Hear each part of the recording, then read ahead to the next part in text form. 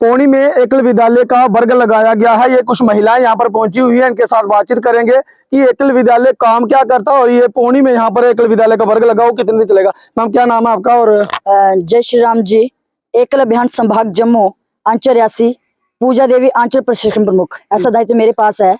ये वर्ग 8 फरवरी से 17 फरवरी तक रहेगा। ये वर्ग 10 दिवसीय चलेगा। यहाँ पर लगभग 9 संचों की जो नवीन आचार्य थी, हमारे कुछ जो हमारे 217 विद्यालय चल रहे हैं उसमें से कुछ बहनें कोई परिवार समस्या के कारण विद्यालय नहीं चला पाती हैं, वो काम छोड़ देती हैं। उसके बाद कुछ शादी के कारण बहनों का विद्यालय छूट जाता है, उनकी जगह हमने कुछ आचार्य चयन किए थे। उसमें से 29 आचार्य हमारे जो पेंडिंग थे 10 दिवसीय आचार्य अभ्यास वर्ग के लिए, उन्हीं सभी बहनों का ये 10 दिवसीय आचार्य वर्ग लगा है। ये बहनें माहौर से, चसाना से, अन्नास से, पनासा से, सैर सुनवा, जिला रियासी की महिलाएं जी। तो मैम ये इनका काम क्या रहता है? महिला किस तरह से काम करती है? ये बहनें एक समाज सेवा कर रही हैं। मतलब कि ये एक गांव, एक टीचर, एक विद्यालय, एक गांव में एक ही एकल विद्यालय चलता है, जिसमें ये आचार्य बिना किसी सैलरी के ये विद्यालय चला रही हैं। सिर्फ इनको मान सम्मान के लिए कुछ 1000 तक इनको मानधन दिया जाता है। ये बहनें एक समाज सेवा समझकर ये कार्य कर रही हैं। बच्चों को पढ़ाई के साथ साथ अच्छे संस्कार भी दे रही हैं। इनमें कोई भी बहुत ही श्रद्धा के साथ ये विद्यालय चलाती हैं। और ये बहनें इनके पास गांव के बच्चे पढ़ने के लिए आते हैं, जिनके बच्चों की एज 4 से 14 साल एज रहती है। 4 से 16 साल? 14 साल तक। मैम स्कूल भी खुले गए हैं, तो फिर एकल विद्यालय का क्या महत्व रह जाता है?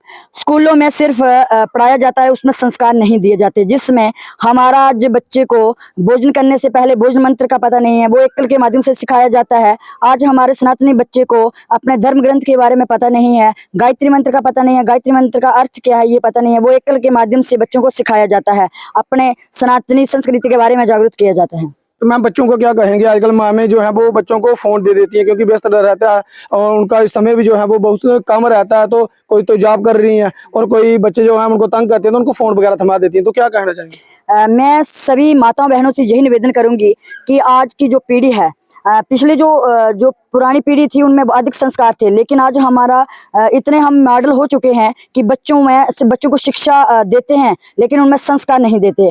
तो जो हमारा बच्चा है उसमें संस्कार होना बहुत ही जरूरी है। आज माँ जब बच्चे को दूध की आवश्यकता पड़ती है, माँ को अपनी छाती के साथ बच्चे को लगाना चाहिए, लेकिन माँ बच्चे को फोन दे देती है। लेकिन मेरा यही निवेदन है सभी माताओं बहनों से कि हमारी जो ममता है, हमारा जो संस्कार है वो कहाँ से सीखेगा? वो एक संस्कार अगर बच्चा सीखता है तो सबसे पहले वो माँ से ही सीखता है। अगर माँ बच्चे को फोन देती है, फोन दे अच्छी बात है, ऐसी बात नहीं है, फोन से बच्चा बहुत कुछ सीख सकता है, लेकिन बच्चे को एक रामायण लगा कर दे तो ये अधिक अच्छा रहेगा, ना कि कार्टून वगैरह। तो मैम क्या कहना चाहेंगे? बच्चे तो रामायण तो नहीं सुनेंगे, वो कार्टून देखेंगे, पोगो वगैरह जो है वो आते हैं, तो फिर ज्यादातर फोन दे देते हैं। तो बच्चों को जो है वो परेशानी भी हो रही है। डॉक्टर भी अध्ययन कर रहे हैं कि ज्यादा फोन देना बच्चों के सेहत के लिए हानिकारक है। तो क्या इसमें सिखाया जाता है कि तमाम महिलाएं यहाँ पर रहती हैं, महिलाएं जो है वो सीखेंगी, आगे बच्चों को सिखाएंगी? तो ये भी आपका जोर रहता है कि किस तरह से? बिल्कुल। जिस तरह से पहले आपने बताया कि जीन्स पहनना, किस तरह से पहनती है, फटी हुई जीन्स पहनती है, वो फैशन बना हुआ है, तो उसमें बताइए। मेरा यही निवेदन है कि हम लोग अपने आप को बड़ा अमीर समझते हैं और अपने आप को बड़ा गर्वशाली मानते हैं कि हम जो कुछ है हमारे पास है, लेकिन संस्कार सबसे बड़ा मायने रखता है। आज हमारी बहू बेटियां सुरक्षित तब हैं जब वो पूरे वस्त्र में हैं। मैं उसी इंसान को संस्कारी और अमीर मानूंगी जो अपनी बहू बेटी को आजाद होकर बाहर भेजे, वस्त्र का पूरा पालन करें। ये आज जीन्स है, ये कौन सा फैशन है? ये कोई हमारा संस्कृति नहीं है। हमारी बहू बेटी का जो संस्कृति है वो साड़ी और सूट है। मेरा सभी माताओं बेटियों से निवेदन है कि वह अपने वस्त्र, पूर्ण वस्त्र में रहें। हमारी वेशभूषा सूट और साड़ी है, ना कि जींस। महिलाएं तो ये भी कहती हैं कि आजादी है, हम जो मर्जी पहने, हमें कौन मना कर सकता है? आजादी उनका सोच है, लेकिन आज भी उन्हें पता नहीं है कि हम आजाद हैं कि नहीं है। लेकिन बस एकल यही कार्य कर रहा है कि हमारी बहू बेटियों में संस्कार ला रहा है।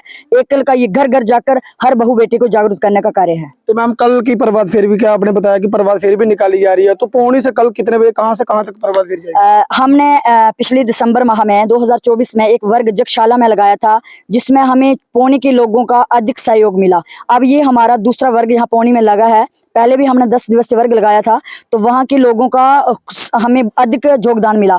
इस बार भी मैं तो धन्यवाद करूंगी महिलाओं का, पुरुषों से तो महिलाएं अधिक साथ दे रही हैं। हमारा इस एकल के साथ अधिक महिलाएं जुड़ी हैं, जो दिन रात एकल के लिए अपना घर परिवार छोड़कर समय समय से हमें अपना समय दे रही हैं। अभी भी आप देख सकते हैं इस वर्ग को चलाने के लिए जो हमारी आयोजन समिति बनी गई है वो महिलाओं की ही है। तो इस वर्ग की प्रभारी श्रीमती पूनम कोमल दीदी जी आपको मैं दिखाना चाहूंगी। ये बहन जी, इनका हमें समय समय से योगदान मिल रहा है, तो बहुत ही अच्छा लगा। पौनी हमारा उद्देश्य सिर्फ एकल की आचार्यों को प्रशिक्षण देना नहीं है। हमारा उद्देश्य है कि हर घर हर गांव में जाकर हम एकल का प्रचार प्रसार करें, लोगों को इस संगठित करेंगे, एकत्रित करें। यही एकल का जम्मू कश्मीर के बाहर भी और भी महिलाएं जो हैं वो एकल विद्यालय के साथ जुड़ना चाहती हैं, तो बहुत सारे हम वीडियो बनाते हैं तो उसमें मेरे को कॉल वगैरह आती हैं, तो वो जुड़ नहीं पाती हैं, तो वो किस तरह से जुड़ सकती हैं? डिस्ट्रिक्ट वाइज होता है, क्या होता है? ये जम्मू में भी विद्यालय हैं, चंद्रभागा, कठुआ, लगभग जम्मू कश्मीर में 16 डिस्ट्रिक्टों में एकल विद्यालय का कार्य चल रहा है।